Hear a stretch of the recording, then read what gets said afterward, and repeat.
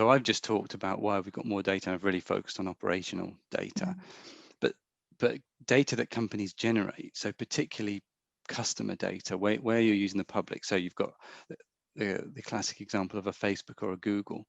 I heard that Facebook generates something like 53,000 data points off every user. And so their ability to target people, and that's where the value comes from them, because they can then sell insights and sell accuracy, so almost sell outcomes. That's what they're really looking to do, is sell certainty.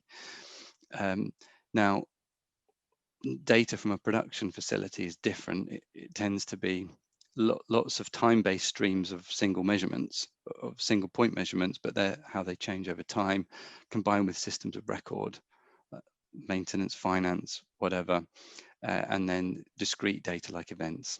So timestamped things when stuff happens. That can be similar to, say, a tweet. It's a discrete thing with a timestamp. The previous one's not necessarily related to the next one.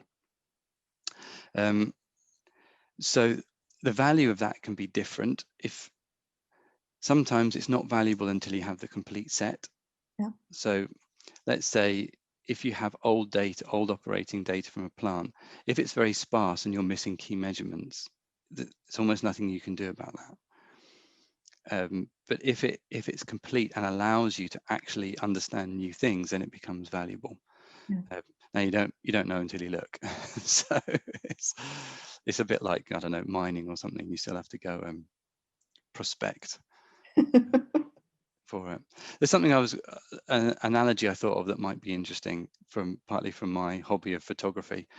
But years ago, megapixels was all the thing. How many megapixels has your camera got?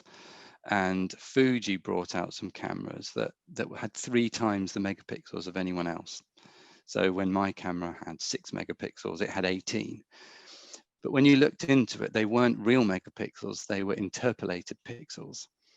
So what they would do is, between the real ones, they would interpolate additional data points, but it wasn't real, it was inferred. So you could have an apparently very high resolution image, but when you scroll down to or zoom in to the detail isn't there still. It's a bit blurry because it's been smeared to make the interpolated thing. And this is what happens when you move away from the source data. So in a camera, you might call that the raw file. And when it's then put through a processor to make the JPEG, that's like a cut. That's your snapshot of the data, and there's a limit to what you can do with it beyond that point. Some information may be lost. So if you go for a very high contrasty, high color JPEG image picture, then you might lose a lot of the shadow detail. The blacks are driven to really black to make it look contrasty. So if you ever want to go and recover that shadow detail, it's not there, it's gone. And the same is true with data. Once you take it away from the source into another system, if you don't know what's been done to it, so say for example, it's been upscaled. You might have a reading every 5 minutes and it's been upscaled to every 1 minute. You might think you've got more resolution than you really have. And that might drive you to believe something's going on that actually isn't the case. So I believe you always need to be able to go back to the source and check it. Yeah, I think I agree. I was laughing when you're using the Fuji example because I remember those. I remember that then they made them quite small as well. Yeah.